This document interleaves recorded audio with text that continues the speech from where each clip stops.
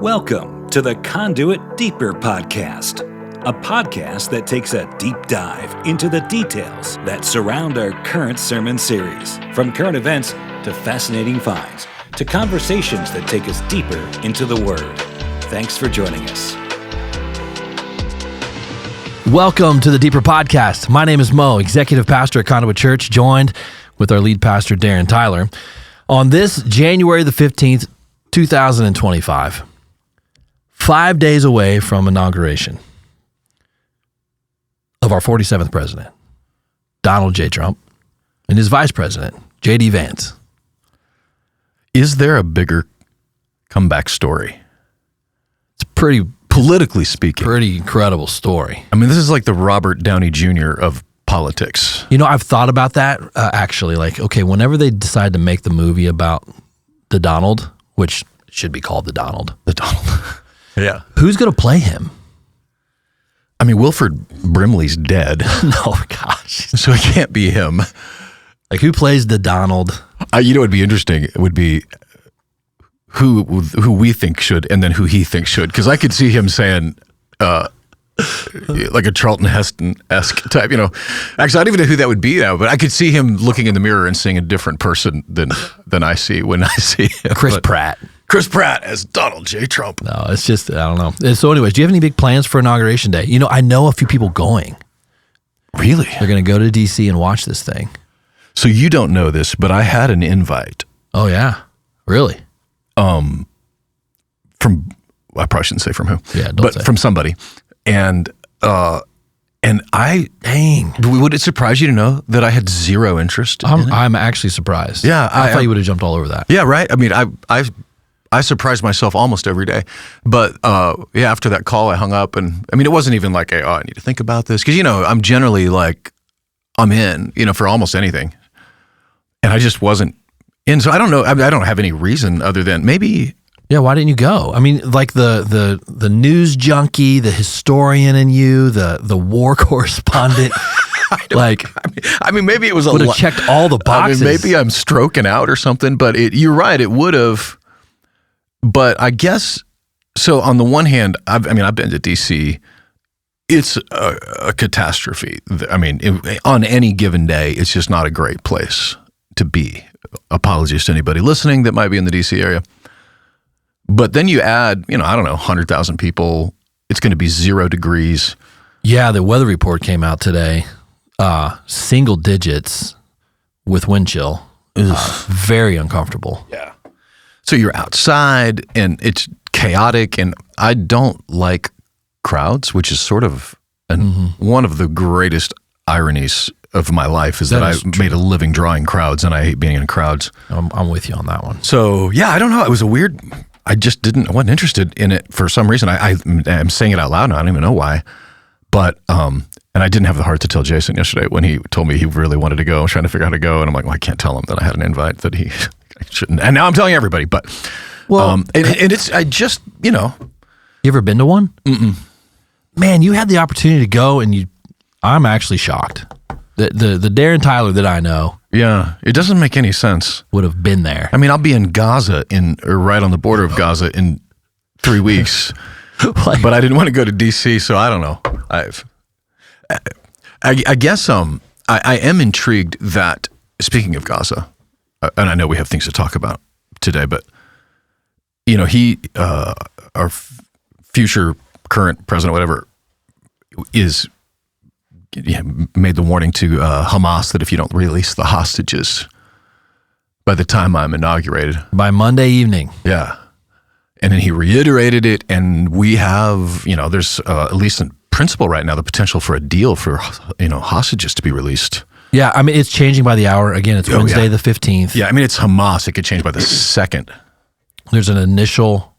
Apparently there's an initial, what looks to be some sort of semblance of an agreement in place to be announced later today. Apparently they are negotiating in Qatar. Yeah, that makes sense. Doha? Yeah. Qatar is considered a moderate Islamic state, which is 100% baloney. They also own Al Jazeera. Right. And one of the top Hamas leaders, actually several of the top Hamas leaders, when, while they're getting, attacked by Israel, defending themselves, the top guys are hiding out in condos in Doha. And then what's being reported is that they're going to make the announcement in Cairo, Egypt. That would make sense based on the history of it. And from an Islamic perspective, Egypt, is, I guess, considered moderate Islam. And they also have the same problem that Israel has. I mean, nobody talks about it, but Egypt's borders are closed as well. They're not letting Palestinians in. They don't want that. So it's, nobody talks about Egypt, but for sure Israel is, and I hope it's, because at this point, anybody that would even trust anything out of the mouth of a Hamas operative is at best naive. So whatever they negotiate, if they do release hostages, it's just a kick the can down the road for Hamas. Yeah, that's what one report was saying, is that they may agree to it knowing that Hamas is going to break it anyways, so they at least get something out of it now, and then deal with the rest later. But again, both sides of this aren't going to be happy with it. I've already seen reports, like the latest little report I saw before stepping into here was that Israel was sending 2 of their representatives to the States to meet with the U.S. envoy to help shut it down, because they completely are not happy with what's being discussed in terms of the agreement. Like, they don't want it to go through because it's not as favorable to Israel as it should be. Yeah, if I'm in Israel, what I would want is Hamas doesn't get to be in leadership anymore. Mm-hmm. And as long as that takes to cut this, because you cannot negotiate with a rattlesnake. Right. They've proven that over and over again. Those years of supposed ceasefire peace that led up to October 7th, Hamas spent the entire time preparing for that moment. They weren't looking for peace. They were looking for a reprieve to prepare. Now, they overplayed their hand significantly. I think in their minds, they thought they could, draw Israel into this and then draw Iran, Lebanon, and destroy Israel. I think they genuinely thought that was how this was going to turn out, instead of, Gaza being turned into a parking lot. What is sending you back to Israel next month? Like, what's the task? We're going to spend some time with our church friends over there, as well as our Jewish friends in Absor. Play a little Pickle Ball. I've never played Pickle Ball, so I guess if it would be appropriate to play it at the Conduit Church Pickle Ball court in so jealous in Israel. But yeah, I'm actually pretty upset about that. I'm frustrated. I'm disappointed that you're not going with me. That I'm not going to be on that pickleball court. Huh. At some point, I'm going to step on that pickleball court. You are. And you'll dominate, I'm pretty sure. Absolutely. Of course you will. I'm not losing to anybody over there.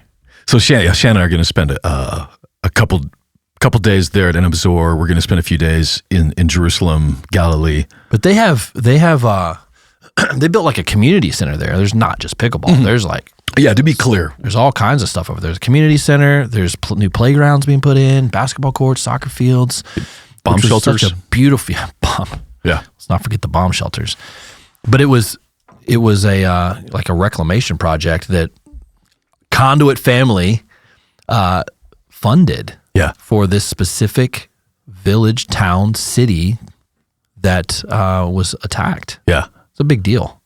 Yeah, I'm pretty proud of our church for that. I'm pretty proud of the way that we've responded and the amount of generosity that it took, and to get to see.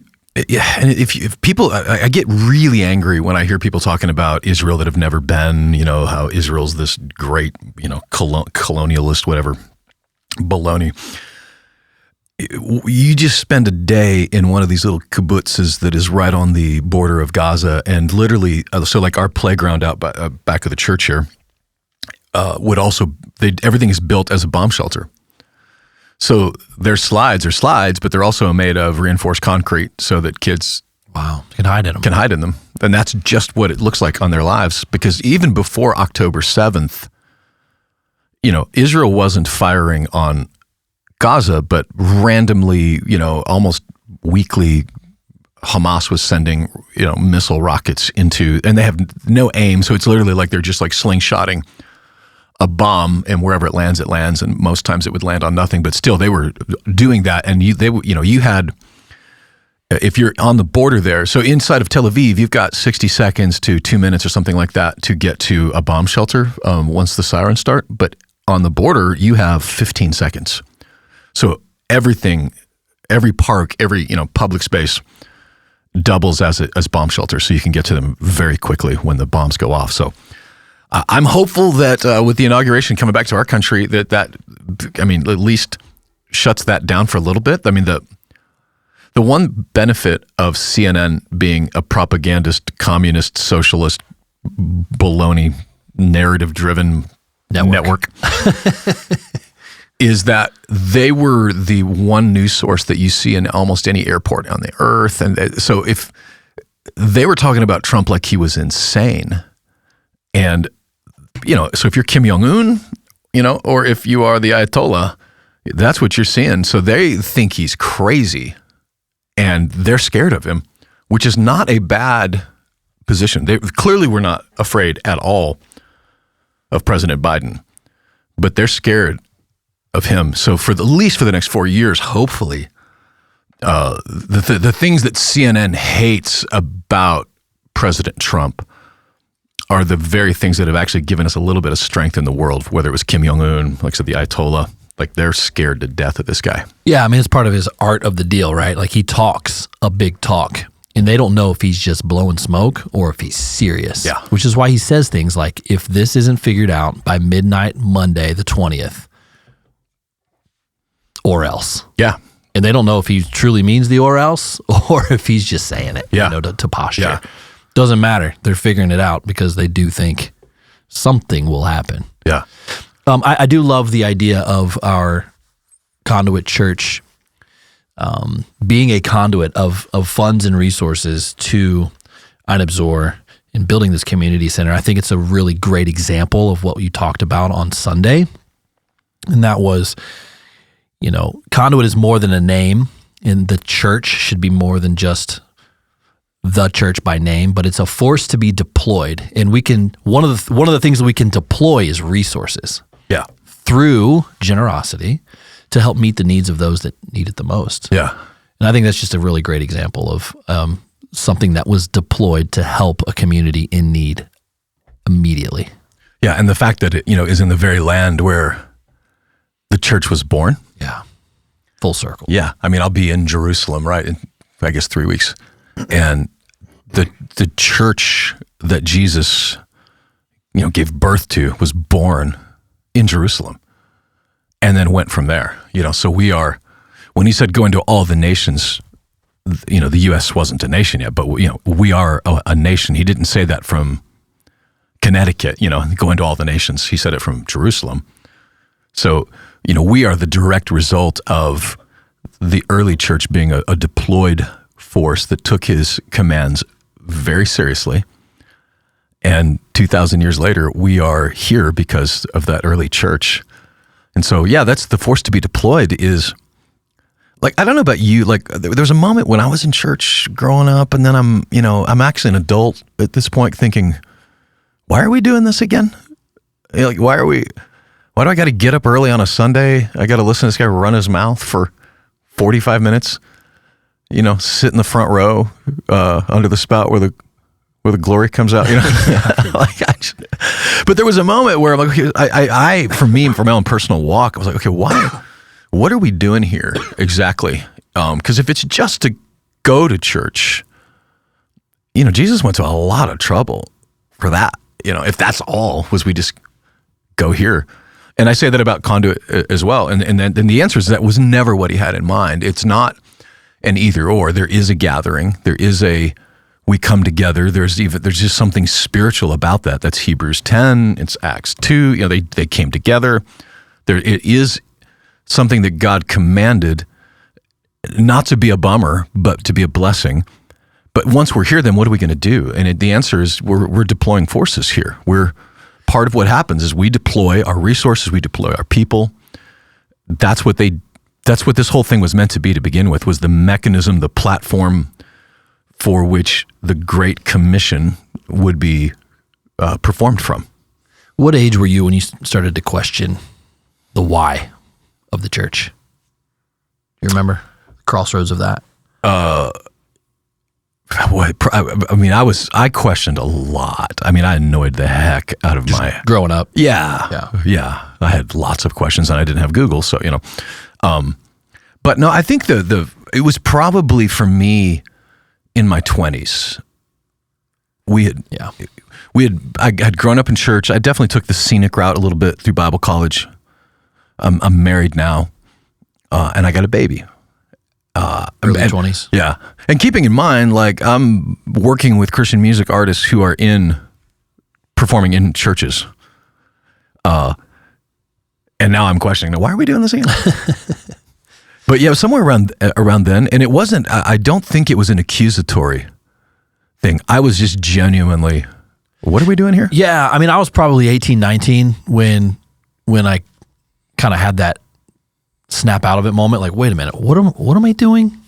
Because, I grew up in church. I literally spent every Sunday in church since I was in diapers, since I was born. I remember, I've shared this before, but I remember riding or sitting on my dad's lap as he would drive a Sunday school bus around town, picking up kids and bringing them to school or Sunday school on Sunday mornings. You know, like I'm the prototypical church kid by every account, independent fundamental Baptist church kid. Yeah.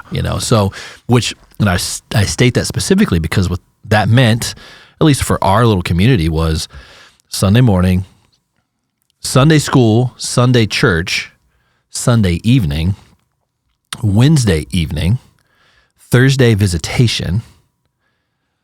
You know what does that mean? Door to door, knock on doors, neighborhood, tell them about Jesus. No. Thursday visitation. You guys, so first of all, it's hilarious that they call it visitation. They call it visitation. Thursday visitation. So did you do that? Yeah, so part of being, I would tag along. For sure, I've never talked about this. This is hilarious. Really? So you're knocking on doors. Yeah, we would do it. So Thursdays was like adults. So I would tag along with like my dad or maybe my youth pastor. And then Saturday, so that was Thursday nights. Saturday mornings was youth group visitation. So where like the youth group specifically paired up and went out and hit neighborhoods, knocking on doors, telling people about Jesus. And that was awkward. That was so hard. You think? I mean, doors slammed in your face, getting cussed out first thing in the morning on a Saturday. But it was always rewarded with, Taco Bell or McDonald's or something afterwards, right?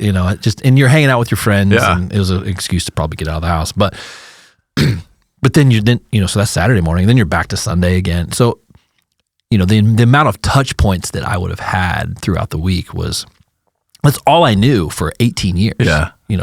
This tradition, not necessarily mission. Yeah. And so the tradition of it is over and over and over and over and over again. So by the time I'm out of the house, or at least on my own a little bit, 18, 19, where you're starting to be like, wait a minute, why am I doing what I'm doing? Like, why am I going to this thing again? Yeah.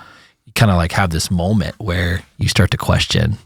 And thankfully I didn't question and go off, I didn't deconstruct or anything. It was just like asking, like, what am I doing and why am I doing it? And which I think are really fair questions for everyone to ask that's part of a church body.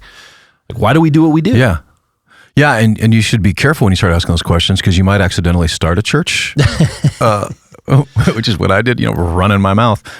But a lot of what happened, which later became Conduit, came from, because I was like you, I wasn't questioning God at that point. I was just, what are we doing here? Yeah. And why are we doing it? And what is, and by the way, that can bleed into and lead to a cynicism that is not healthy or helpful. And not even, it's not Christ-like even.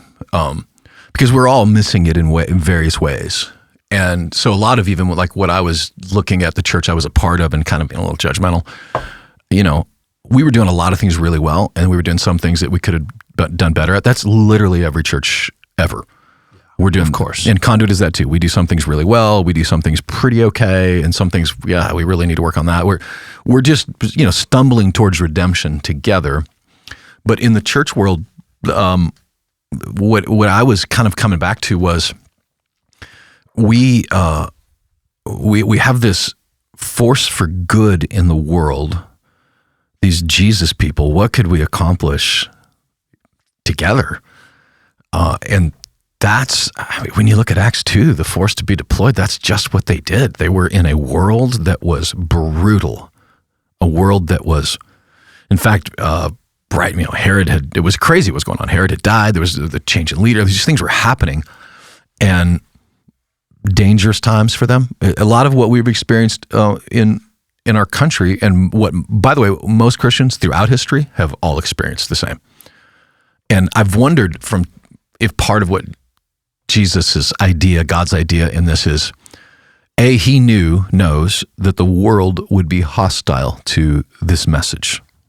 As I found out at 14 years old, knocking on doors. Now, in fairness.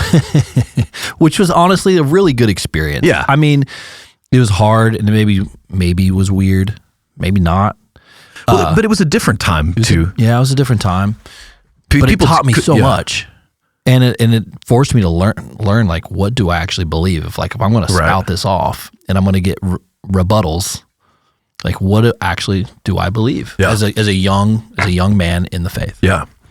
And so I would say, I look at that and think, to go back to 2 weeks ago, the four different ideas of who they said Jesus was, one of those was very evangelistic. So that's Jeremiah, the weeping prophet. They have to know, I have to tell them this prophetic declaration of, Christ and the gospel. So, your church emphasized that, obviously. Oh, yeah. High emphasis on evangelism, absolutely. Yeah. And, and so, to me, that was one of the most eye-opening. I probably should put this in a book someday. But that was a very eye-opening moment for me to realize, they were saying this about Jesus because these were all four different elements of who Jesus actually was, but they were focusing in on one specific element instead of trying to tune the guitar, so to speak, with all four of those elements of who Jesus is. And you see it again in Acts 2:42. Those four things synthesize with the four elements of what Jesus was declaring. And it's why some people will come into our church, Conduit, and say, why don't you do altar calls every Sunday?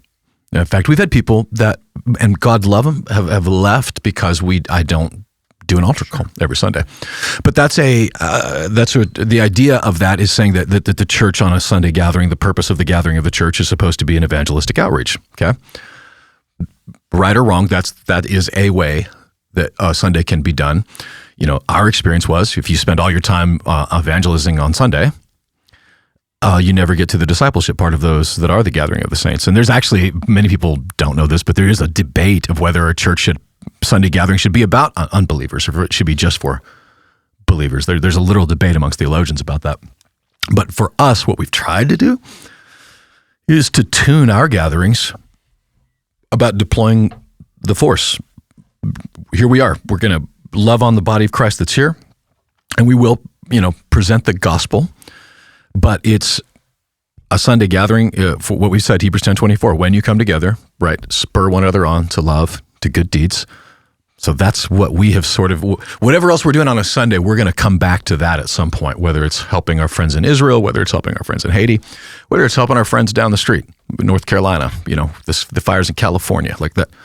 We are this force. And so if we are, it's almost like a platoon meeting, getting our mission orders. And then we go out into the week and do the mission. I love that. It's an active, not passive church. It's an offensive church. Can we be offensive? Offensive and offensive kind of go hand in hand at our church. The play on words. Yeah. Because I think it's true. I think if you're just sitting back and just waiting for the Lord to come back. Yeah. Which there's for sure a faction of the church that is doing that. Yeah. And we are not that. No. And God bless them. I don't know how they come to that conclusion. The words of Jesus over and over, right? I want to find you working when I come, occupy until I come. Like he left us with instructions and then said, hey, I'm going to return, and you're not going to know when, but I will be back. And when I return, I want to find you guys working. So my buddy Jason and I were talking about this a little bit yesterday. There is a small faction of conservatives, faith-filled conservatives, that are not concerned. What's the right word? They're worried that these next 4 years, potentially 8 years, maybe even 12, if, let's just play this out, Donald gets 4, Vance gets in, and then he gets in again. So that's maybe 12 years of what they're calling potentially the golden age, right? And it's relatively peaceful in the world. Not a lot of conflict. America rebuilds in some way. But there's this group of people that feel like that it's going to delay the return of Christ. What? Because there's not wars and rumors of wars and things are crashing down, as this feeling that we've had the past 4 to 8 years of gloom and doom, everything, like clearly the Lord's coming back, clearly the mark of the beast is at the door. Because that tide is shifting a little bit, there's a group of believers that are a little bit sad that it's not as bad as it could be or was, and so that means the Lord's going to delay his return, of which I think is unbelievable. But there's people saying that. Yeah, that is at best a misreading of Scripture, that we could delay his return. It's also very selfish to think that America, politics, it's narcissistic is what it is. Control the Lord's return, or that it affects the entire humanity. Yeah, because there are wars happening inside of Africa right now that nobody's talking about. Mm-hmm. And they're not talking about it on purpose. There's just so much to talk about. We haven't gotten to that yet. The stuff that's happening in China, like Donald Trump might be able to negotiate some stuff, but some of this stuff, the ship has sailed. And if we, for a second, think that him stepping into office is going to save the planet, I could be wrong, but just starting with the fact that we are, as a nation, $37 trillion in debt. That is so much money. It's literally an unimaginable amount of money. We've got infrastructure that is failing at every juncture. The way people don't remember, a lot of people don't remember, that one of the ways that we won the Cold War was we just outspent Russia. We bankrupted them. They couldn't keep up. Did you see that Trump suggested launching the ERS? No. It's actually brilliant. If this, it's going to be a wild 4 years. Of course, there's the IRS, the Internal Revenue Service. Yeah. He suggested this week of building and launching the ERS, the External Revenue Service, and going after countries that haven't been paying their fair share and that have been stealing intellectual property, that have been skirting their tariffs. Yeah. Which, look, if he can pull it off. That's brilliant. It's brilliant. Because if you, so like China, for instance, is a great example. And it happens on a regular basis. A U.S. company, so Disney is one example. Disney in China is 51% owned by a Chinese company. You cannot own an American cannot own a controlling share in a Chinese company. And what happens, and it has happened multiple times, is whatever Chinese company decides, we're just done with this U.S. company. And so they just take over the whole company, take the technology, and then you're just, what are you going to do? Are you going to sue them in New York? Like, it's not going to happen. So if there's a way to go after that intellectual property and stuff, because that is the question that is way too big for me to even begin to grasp, is how do you pay down $37 trillion without destroying the economy? Because on the one hand, I love the idea of DOGE, right? The Department of Government Efficiency. Yeah. That used to be a bipartisan conversation, even though they kept spending like they were, crazy. But you cut a lot of that, and you end up cutting jobs, and there is a spiraling effect on an economy when a government is spending as much as they have on. So there's going to be an enormous amount of pain one way or the other when it comes financially, whether it's cutting the $37 trillion. Like it's to my knowledge, unprecedented in history for a country to be so far in debt. And like, I don't know who forecloses, if I don't pay my mortgage, the bank comes and gets my house. Like if you don't pay your mortgage as a country, who comes and gets your country? Like, I don't know how that works at all. But what I know is, whatever happens in the White House, I do believe that there is a reprieve, morality, some things in our own country that are good for us. That policies, like we talked about leading up to the election, we're not voting for the person, we're voting for the policies. But the fact of the matter is we don't know how the next 4 years are going to go, and it certainly is not going to delay the return of Christ. I mean, the sovereignty of God, maybe that's the arrogance of it, the narcissism, is to assume that I could actually change God's calendar because of an election. God's calendar is God's calendar. Yeah. He sees, he knows, he's not changing. All this is being orchestrated in his sovereignty. And we see so much government inefficiency. It gives another reason for the church to be on the offense, right? I think of our brothers and sisters in Western North Carolina that are still homeless after Hurricane Helene came through, took out entire towns, villages, and homes, epicenters. But the church has been the one to get in there and actually make a difference and actually make things happen. We just sent a large sum of money to our brothers and sisters in the Appalachia area to help rebuild homes and help get them through winter, because the red tape government bureaucratic process of FEMA and everything else is so backed up that there's no actual literal tangible help happening. It's paperwork. And so as part of the church being a conduit of resources and a conduit of Jesus, we're able to deploy teams and finances to actually meet needs of people that need it the most. And anybody that has ever seen a disaster unfold in the United States especially, but other places, before FEMA gets there, the church is there. Mm-hmm. It just is. I've seen it over and over again. We've been a part of it. We're seeing it out west in California right now. 100%. I mean, we've got church friends. I've got a buddy of mine right now whose church is in the middle of downtown LA, and he is getting after it. Yep. And trying to house people, feed people, clothe people, and it's a disaster. Yeah.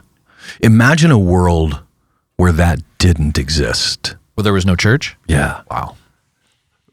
Who is going to show up to North Carolina? And by the way, that's why it was so dramatic what was happening in the book of Acts, because if you were a widow or an orphan, for instance, there was no government safety net. There's no program for you. As a woman, you're less than, so you're not even, you can't work in many cases. So your husband dies and now you are homeless effectively. And here comes the church, and in that culture, the pagan culture, because every life wasn't valuable, they literally, in the same way that you or I might walk by a stray dog and not think twice about it. Now, not everybody, there's somebody out there that'll be like, but for the most part, people walk by a stray dog, not think anything of it. That was the mentality. And by the way, in many countries right now in the world, that's still the mentality. You see a poor person, a widow, whatever, starving, they just walk by them without thinking about it. And here comes the church and God's, commands, take care of the widows and the orphans in their times of distress. It was shocking information.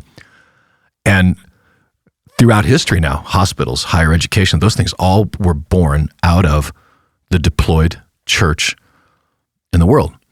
A few years ago, and people have opinions, I have opinions about the Catholic Church, but when Obama was basically saying that abortion had to be financed, paid for, insurance, whatever, by everybody, including religious organizations, and the Catholic Church was like, we will shut down before we do that.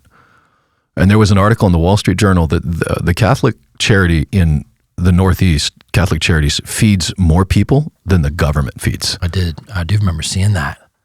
So when you think about what happens in a world where there is no church, you can just that alone, the amount of people that would starve to death because there is no church would be in the tens of millions here and around the world. And that's just on that fact alone.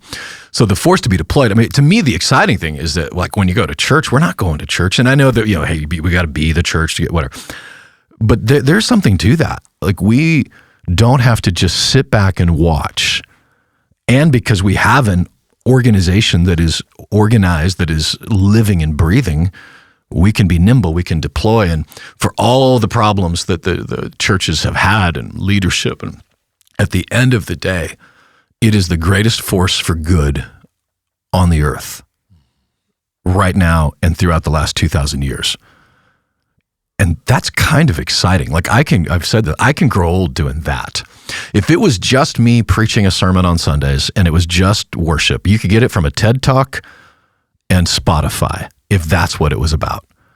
And there are better preachers out there. There may not be better worship bands, but there's if it becomes about that, then I say we all go home. But it's not about that. We get to be a part of kicking down gates of hell, kicking down suffering and relieving people who are hurting, like including our own people in our own church. It's not just across the world. It's in our own church family. I hate it when people suffer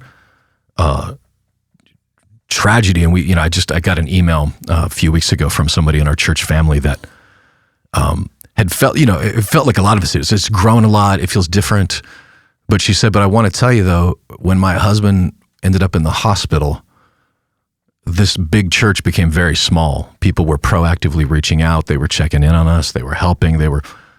If you're not in a church world, I mean, I lived in a neighborhood for 10 years. My homeowners association never helped me when I was in, we never had a neighborhood watch group that came and helped when we had babies and meals and stuff. It was the church that stepped in for those things. Yeah. Yeah. I think another example of deployment is deploying our faith in the public forum, the public square. Yeah, 100%. In this week, if maybe if you missed it, go listen to Joe Rogan interview Wesley Huff. If you don't know who Wesley Huff is, he's Canadian. He's very Canadian. His accent's strong. Almost intolerable. I was having a conversation with somebody about that this week. Like, oh man, I had to push through his accent. He's a young guy. Yeah. What is he, like 30, 33? And apologetics, historian, Bible teacher, a wealth of knowledge of ancient history, ancient biblical times. Yeah. So Joe Rogan has him on his podcast, and they talk for 3 hours about the Bible. Yeah. And I just thought that was another incredible example, like right now, for such a time as this, for our faith, a bold faith, to be deployed in the public forum on one of the largest platforms, if not the largest platform in the world. Well, I mean, how does this happen? How do we get here? This wouldn't have happened a decade ago. It wouldn't have happened maybe a year ago, I think. Like, I'm perplexed other than, well, this is my theory. Okay, this is not a very well thought out theory yet, but as I ponder, this is what I've pondered. I've been running my mouth for a while about that the next quote unquote revival, right? The first one that at least in our lifetime, was the Jesus movement, which was born out of the free sex, free love of the 60s. All the promises of, hate Ashbury and crazy. And by the early 70s, the hippies that had been, seeking, through Buddhism, Hinduism, and whatever nutty stuff they were doing, they were still miserable, they were still alone, and they were still dying. In other words, the promises weren't true. And so the revival that was born on the beaches of California was out of peace and love. Literally, that was their calling, letters or whatever, from peace and love. which was the 60s. And now here we are. The last 20 years has been about post-truth. There is no truth. There's my truth. There's your truth. There's misinformation, disinformation. And it's caused a deep-seated hunger in a part of the population to just figure out what the heck is the truth.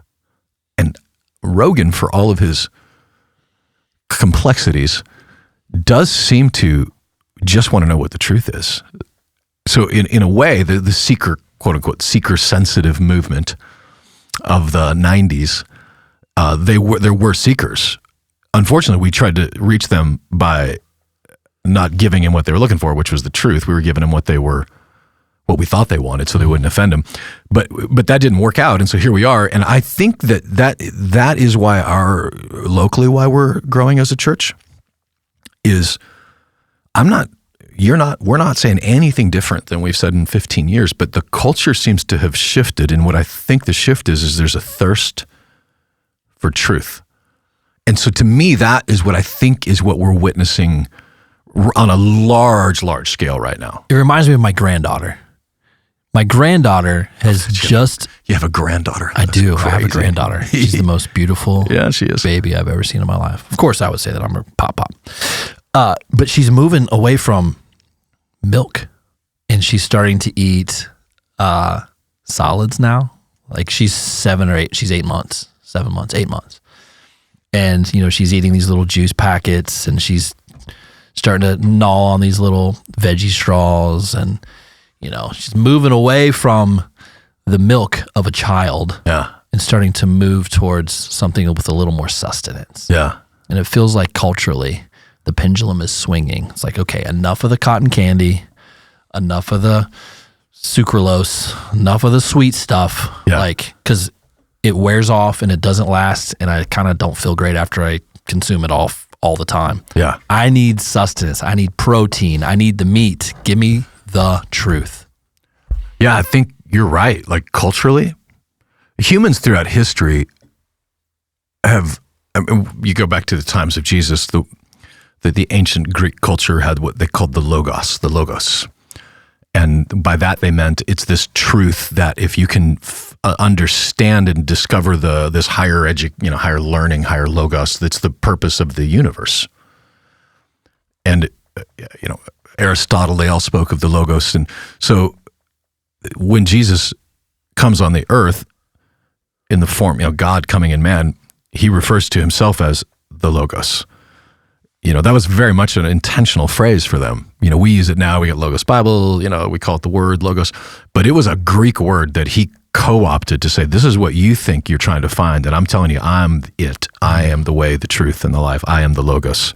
And which, when you hear somebody like Rogan talking to an expert, which is why guys like Huff are so important in our culture. We don't all have to be that, but we need, that particular weapon in our arsenal, specifically to say, no, that's not what it is at all. Because you end up with a half truth, and someone like a Rogan, he does talk to people all day long who may or may not be experts, but he'll take a piece of this or a piece of that and form a narrative that may or may not be true. You could even hear him during the COVID era, like over the weeks and months.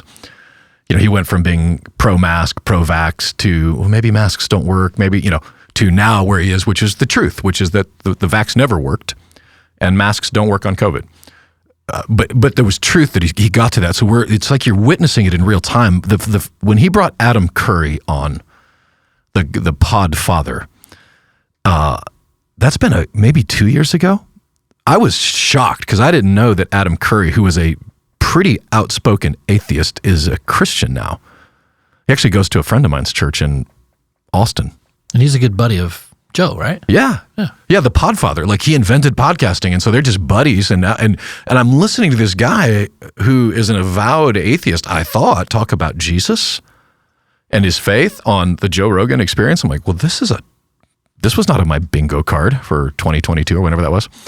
So that started it with Rogan, and now he can just talk to whoever he wants to talk to, and so he brings in Wesley Huff. You know who I want him to see on there sooner than later is Russell Brand 2.0 or whatever version of Russell Brand we're on, Because this dude's on fire right now for the faith, for his. He is, and now here's the danger that he needs some discipleship. 100%. He's made a statement the last week that's gone viral. Yeah, I saw it. And he made the statement that any baby Christian is going to make, right? Which is, we're in new times. We need a new Bible. Like, oh no, we don't. No. We tried that one, but that's the weirdness of the internet is this stuff unfolds in real time in people's lives, But that's why, I wonder if that's why, hey, God's, Paul gets saved, the road to Damascus, yada, yada. And journey. And God's like, I'm going to need you to go to the desert for 3 years and get your crap together before you go out there and run your mouth. But something clicked in Russell's heart, though. 100%. Over the past 12 months. Yeah. And I would love for him to share what that was with Joe, because I feel like Joe is so close. And I felt like that Wesley Huff interview was so strong. Like, Wesley did a fantastic job of laying out the truth of the gospel in historical fashion that left really no room for questions. Like, it was very clear. Joe was reaching for, playing the devil's advocate. He was reaching for some of those questions to try to just to play devil's advocate. And Wesley did a fantastic job of closing that gap. Another thing that we're seeing on the public forum too, and I know maybe you realize this because you don't follow sports, but the college football Super Bowl in essence is this Monday night as well. Monday's going to be a fun day. We got Trump in the office, and I got my Ohio State Buckeyes playing in the national championship that evening against Notre Dame. Football allegiances aside, both of these teams are experiencing spiritual revivals in their locker rooms. I don't know if you've heard about this. No, I've not heard any of this. It's incredible. Obviously I follow it closely, but Ohio State, those guys, like the majority of the team, are speaking publicly, boldly about their faith. They're putting together Bible studies. They're putting together Bible study resources on video and in written form to be sent out to other teams to do discipleship programs. Wow. It's unbelievable. And the only reason I know a little bit about this is a buddy that I grew up with in church, as part of, the old IFB church that I grew up in. He's now a pastor in Cincinnati. Okay. And he's one of their chaplains at, he's a chaplain for Cincinnati Reds, and he's also a chaplain for the Ohio State team, one of the guys in their circles. And he's shared about what's happening there. And it's the real deal. Same thing's happening in Notre Dame. Like their quarterback and a bunch of their guys and their coach are boldly proclaiming the name of Jesus every time they have a microphone. That's awesome. It's incredible. Makes it even more. It's already fun to root for my team, but even more so when I know that they know that this isn't the pinnacle of who they are. They always point it back to Jesus has changed their lives. They want to live for him, whether they're in the NFL or they go on to do another thing. Like, they are serious about who they are in Christ. It's exciting to me that is frustrating as the last, let's say, decade at least has been, when all of a sudden, people are putting their personal pronouns in their social media profiles, like just complete nonsensical. That it's like Satan does what he always does, which is he overplays his hand, and then God does what he does, which is he doesn't waste it. And so the hunger and the thirst that we all have, when you're looking for it in the public sphere, so if you're looking for it in academia, if you're looking for it in government, and you come to, here we are 20 years now from when Bush was in office, from Obama, whatever, and now everybody's like, okay, well, none of that worked, so what really works? And so it drives them back to Christ. Because I truly believe this, if you are seeking truth, it will eventually lead to Jesus. Because whatever you say, hey, do believe, if you dated a check, if you put a date when you're filling out an online thing and you got to put your birth date in, it's 1971, I was born in 1970, 1,971 years from what? Yeah, right. From Jesus. Yeah. So, which is one of the things I really loved that he articulated it so much better than I ever did, that Huff did with Rogan, which was, I love Jordan Peterson's thinking, another Canadian export, But when you can't intellectually refer to Jesus as an archetype, an example. I mean, you can, but it doesn't hold. And he actually said that on his problem with Jordan Peterson is that Jesus as an archetype is not, A, Jesus didn't allow himself to be that. And then B, if he is who he said he was, you have to force yourself to reckon with that question. Yeah, he was debating the fact that Peterson dies on the hill of Jesus being a moral person. That this idea of moralism is what Jesus taught us. Yeah. When in fact, Jesus, in essence, refutes that by who he was. Yeah, if Jesus is our example, right, we are crushed under the weight of that example because we could never... Which is the whole point. Live up to it, yeah. That's why I believe that the Beatitudes, they are beautiful and they're terrifying.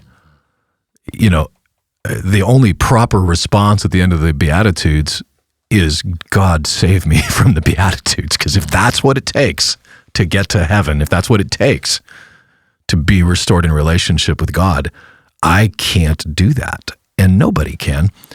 And so, yeah, the idea of an intellectual assent to Christ without a intellectually honest, who is he? And is he who he, which, I mean, Russell Brand, for all the crazy stuff in his life, that dude is clearly brilliant. Like, I don't know that there's anybody on earth with that as quick as he is, but in a search for truth, which he's, his search, drugs, sex, rock and roll, Eastern mysticism, Katy Perry. I mean, he sought, truth. And it eventually led back to Jesus, if you're intellectually honest. So Rogan had Wesley Huff on, and then the very next day he releases an episode with him and Mel Gibson, which was a fascinating episode. It was actually really good because Mel, he's Catholic, but I'm after listening to the episode, I believe he's a follower of Christ. He was very bold about his faith, which I just love that they were back to back for Joe. Yeah, right. You got somebody like Wesley who's an expert on, ancient historical documents, the Bible. And then you have this, famed producer actor in Hollywood who's, telling about his experience and his faith and how he believes it to the core. And Mel's so dramatic. It was a fantastic interview. If you get a chance to go listen to these, I would recommend it. My faith was encouraged by listening to them, which is so interesting, in that format. But it was really well done. One of the things that I am so excited about as far as that is, was it 2 years ago that the He Gets Us campaign launched? Yeah. Okay. 2 Super Bowls ago, maybe 3. And the premise, by the way, of the idea was, and if you haven't, I may Google it, He Gets Us.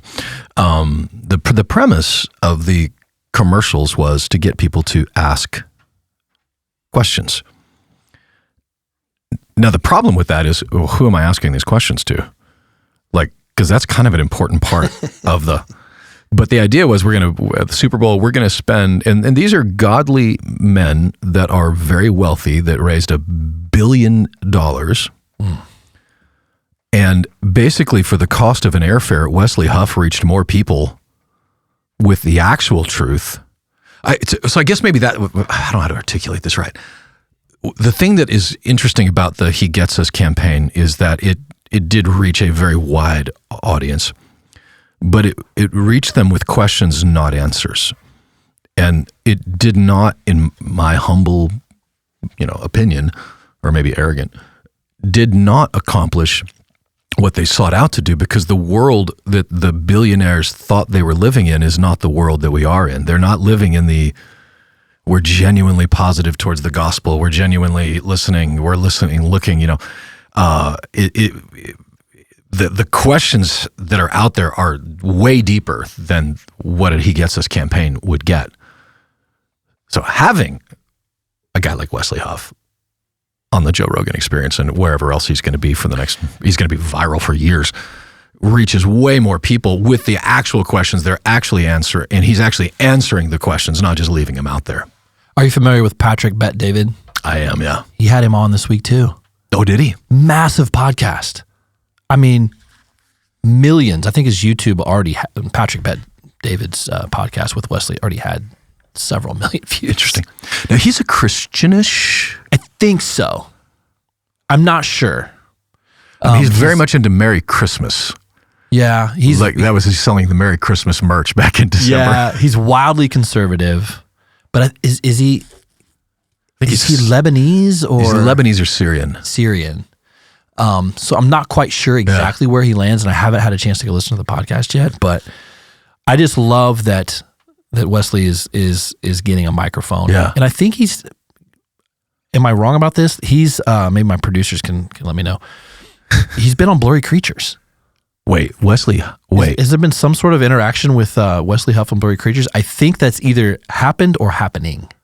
It feels like happening. I feel like I would have remembered that Canadian accent. I saw something come through about that, and I have to double check. I'm sure somebody listening probably already knows the answer to this, but just the fact that he's getting a microphone at every level to share just the historical truth of the Gospels, the historical truth, the factual truth about the Bible. Yeah. And to destroy the arguments that are false, like with kindness and Canadian. Maybe that's why it's good that it's a Canadian, because they're very kind people, you know. But very agreeable. But for him to communicate it clearly, it's Donald Miller 101, right? Which is that humans are made for clarity, and he talks about it in the context of marketing. That, you know, to be clear is to be kind, and I think much of the seeker-sensitive movement that we saw was intentionally muddy with an attempt to, quote, reach more people, but it made for a very unclear message. And in the world we're in right now, if there's a lesson to be learned, is bold, clear, and brokenhearted, right? Jeremiah, like, again, all four of those in Matthew. A bold, clear declaration of the truth that is grounded in reality and grounded in Jesus. We don't have to pull our punches. We don't have to hem and haw and caveat. It doesn't mean everybody's going to like it. Like that, I think that's the problem, right? It was our assumption for years is if it made somebody mad, then we got to say it different. Right. Right. And what we're seeing now is like, no, we just need to say it clearly. It doesn't mean they're going to like it, but at least they know what you think and they know what is true. Being an offensive church, deploying the assets across the board. I'm curious. I'm trying to find it because I read it. I'm curious who's doing the prayer for the inauguration. Did you see that? I saw that there were multiple. There are, and of course they've got I think they have a Catholic priest. Oh yeah. Well, is JD Vance Catholic? He is adjacent, at least, yeah. And then they have someone doing a Muslim or Islamic reading or prayer of some sort. They cross all the boxes. Like I guess they kind of have to. No, they don't. That's the lie. That's what's kind of a bummer. I saw that and I'm trying to find it, and I can't find it right now. Yeah, he kind of owes a little bit of a debt to the Muslims of Dearborn, Michigan. You know, that's true. I think the American pastor that's praying, I think is from Michigan. I want to say it's from Detroit, though. There are 7 benedictions and or invocations being delivered on Monday. Cardinal Timothy Dolan out of New York, Archbishop of New York. Reverend Franklin Graham. There you go. Gets the nod. That makes sense. To be expected. Rabbi Ari Berman. Imam Husham al-Husani from the Karbala Islamic Center in Dearborn, Michigan. You called it. He owes him a debt, man. Well done. Pastor Lorenzo Sewell from Detroit. Reverend Samuel Rodriguez from the National Hispanic Leadership Conference. Sam? Like the guy from Texas, San Antonio? Sam Rodriguez. If it's the guy I think it is, he's an Assembly of God guy in Texas. There you go. Stud. Wow, that's great. and Reverend Dr. Louis Leon, the 14th rector of St. John's Church. Rector. I'm so glad that I'm not like an Anglican, because that's what they call their pastors, or rectors, and it's just such an uncomfortable Rector Tyler. Yeah, I mean, it's like just a couple of. No, anyway, enough. I just don't want to be a rector. But anyways, a lot going on. What I think is just great about this conversation is, last week we asked, who is the church? And we've talked about that through this sermon series, More Than a Name. This is a Jesus church, and then talking about the why, that we're deploying our faith, we're deploying resources in the name of Jesus to get things done. And I just think this series is super important to kind of reset the tone for the year heading into 2025. What does the church look like? What does Conduit look like? And making sure we stay within the boundaries of what the church should be and not get off the rails. Yeah. There is a lot of opportunity for mission creep in any organization, the church included. There is really fun stuff that we can be doing, and we will do. But if we lose sight of the mission of it all, that Francis Chan quote, which might have been a D.L. Moody quote that he lifted from D.L. Moody. I was working with Rebecca on that, and we couldn't figure out where that originated from, but is that, the greatest fear should not be of failure, but of succeeding at things that don't matter, as far as a church goes. And what doesn't matter on a grand scheme is church growth, for instance, doesn't matter. One of the dilemmas of a pastor is, you start and the idea is I got to grow the church, as if the church is the mission as opposed to a vehicle for the mission. And that's not a small distinction. And I've had to grope with that over the years of, if you don't have people in your church, then you can't really accomplish the mission. So on the one hand, that's important. But on the other hand, what seems to be the case is that the Lord will add to our numbers daily, those that are being saved, is the language of Acts 2:47. And so our job isn't to grow the church. Our job is to accomplish the mission. And so if you've got a church of 2 people, you can accomplish the mission of Jesus in the same way as if you had a church of 2,000 people. If church growth becomes the measure of success only, you end up, depressed because, the guy down the street's got a bigger church than I do. Honestly, one of the things that I was really surprised by was, as we grew, a lot of my friends were not as happy for us as we were. And here I'm at 2,000 thinking, or however many people are going to be on Sunday. If I let myself, I can think, yeah, but Church of the City, that's one service on a Tuesday night. We've only got 2,000. None of that matters. The mission is what matters. And so that the temptation is to get our eye off of the ball and mission creep into something completely different. And I will say that the freedom that I have felt as a pastor, when we don't focus on any of that stuff at all and only focus on the mission, it's so freeing.